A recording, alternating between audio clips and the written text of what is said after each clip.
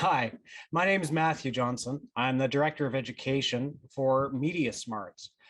They say the future comes when you aren't looking. Certainly, a few years ago, not many of us could have imagined we'd be spending a fair portion of our lives doing video chats, which were then considered obsolete and mostly reserved for keeping in touch with friends and family far away. While we now talk about Zoom fatigue, the need to distance ourselves from each other has also shown us the importance of faces and voices in communication. Put another way, we've seen a dramatic demonstration of the importance of empathy. Facial expression and tone of voice, along with body language, are the main things that make us feel empathy for other people. When we're communicating online in other ways, such as texting or social media, we can't see or hear these. This means we're a lot more likely to misunderstand each other or to not notice when we've hurt someone's feelings. As a result, when we're online, empathy has to become not just a reflex, but a conscious practice. Remote schooling, meanwhile, made the question of when to give each child their own device irrelevant. Every child needed their own device just to attend school, while at the same time showing how many gaps remain in digital access across the country. These new devices highlighted privacy concerns as well.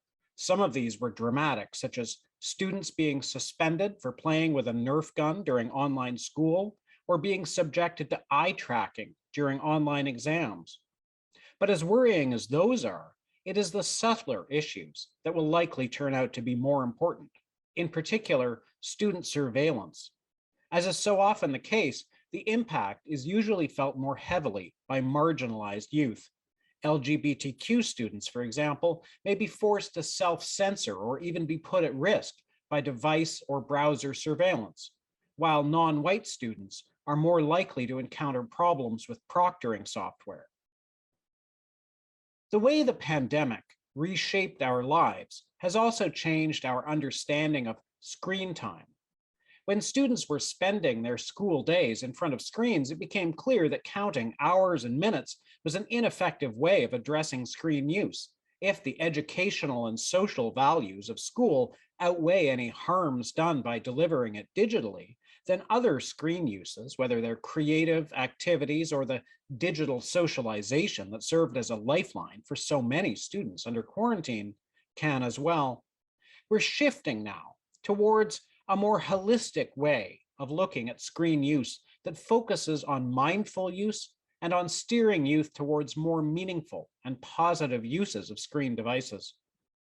Mindful use of digital devices also means applying a critical eye to the content we see and engage with, the importance of which has been underlined by the pandemic and its accompanying infodemic.